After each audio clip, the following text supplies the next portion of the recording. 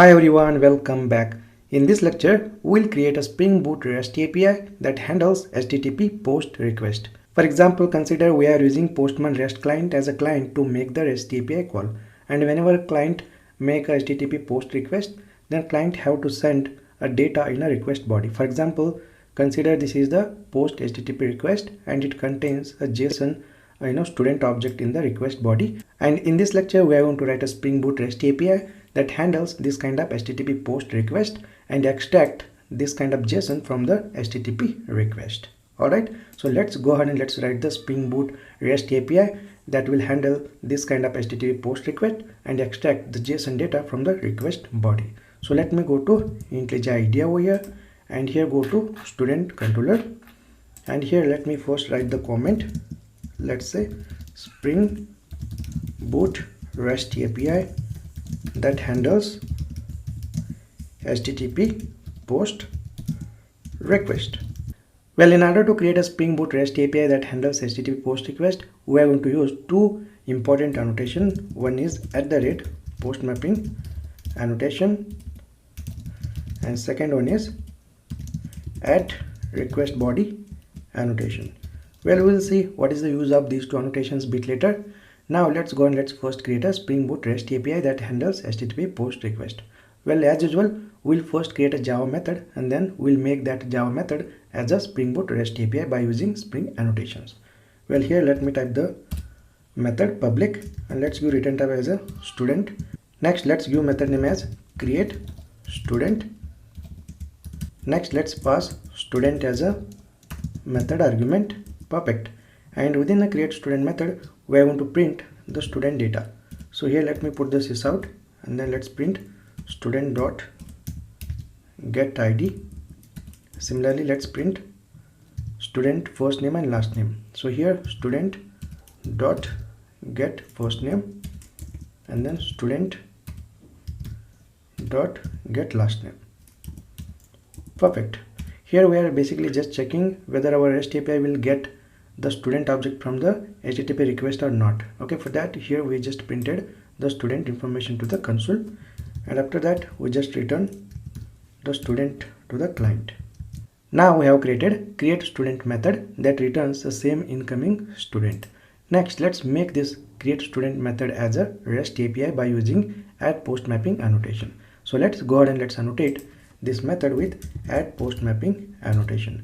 Well, here we are using @post mapping annotation to map incoming HTTP POST request to this method. Alright, next let's go and let's configure the URL for this method. Well, here let's go URL something like students/create. So this REST API will basically create a new resource, hence we are using this URL students/create. Okay, next let's go and let's use one more important annotation, that is @request body annotation.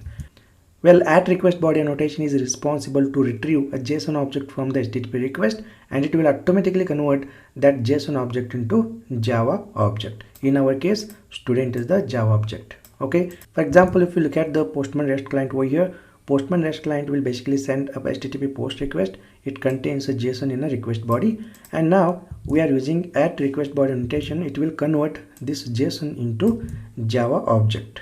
Okay, well, @request body annotation, it internally uses Spring provided HTTP message converters to convert a JSON into Java object. Alright, I hope you understood the usage of @post mapping annotation as well as @request body annotation. We use @post mapping annotation to map incoming HTTP POST request to this method. @request body annotation is responsible to retrieve a JSON from the request body and it will automatically convert that JSON into Java object.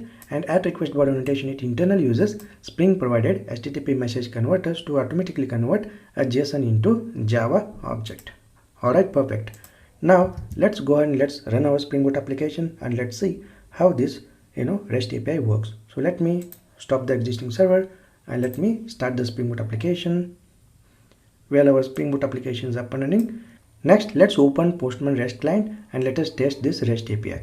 Well, here I have opened the Postman REST client and I am going to create a new request. So in order to create a new request, go ahead and click on this plus icon over here and here just choose HTTP POST request and here just enter the URL http colon localhost colon 8080 slash students slash create. Well, here students slash create. So this is the URL we have given to the REST API. For example, if you go to IntelliJ IDEA and go to our REST API, here you can see we have given the URL students slash create. So this is the URL we are using over here. Next, this is the post request. So we have to pass a JSON in the body.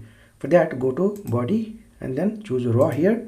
And here we need to choose the content type as a JSON. So go ahead and choose JSON. And in a request body, we need to pass the student JSON object. So here let's create the JSON. So student has ID. So ID and then value, let's give 3. And then student first name,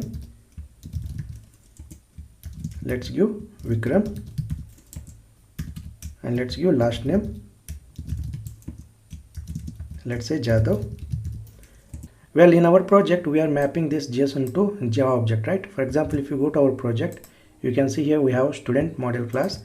It has a ID, first name, last name. Okay, so whenever a client sends a JSON in a request body, that JSON we are basically binding to this student object, isn't it? That's why the student fields and JSON attributes should be same. Okay, so whenever you send a JSON in a request body, make sure that the attributes of the JSON and the fields of the model class should be same. Alright, great. Next, let's go and let's hit the send button. And if you can notice here, client got the response, that is the student object. Our REST API returned the same student object. That's why client got the same student object in the response. And notice here the HTTP status, that is 200 OK. Well, if our REST API don't return any HTTP status, then by default Spring Boot will send HTTP status as a 200. But here we have created the REST API that create the new resource. Hence, this REST API should return HTTP status code 201 created. Well, in order to send HTTP status in a response, we can use @response status annotation. For example, if you can see here, we are using @response status annotation to send a status in the response. So just choose @response status annotation and just pass a status code. For example, here I am going to pass HTTP status dot created. Okay, just remember, whenever you create a REST API that handles HTTP post request, then your REST API should return a status code 201 created. Okay, great. Well, we can also use response entity class to create the response for the REST API. Okay, we'll see in upcoming lectures how we can use response entity class to create a response for the REST API. Well, there are different ways to create a response for the REST API. In this lecture, we are using @response status annotation to return HTTP status to the client.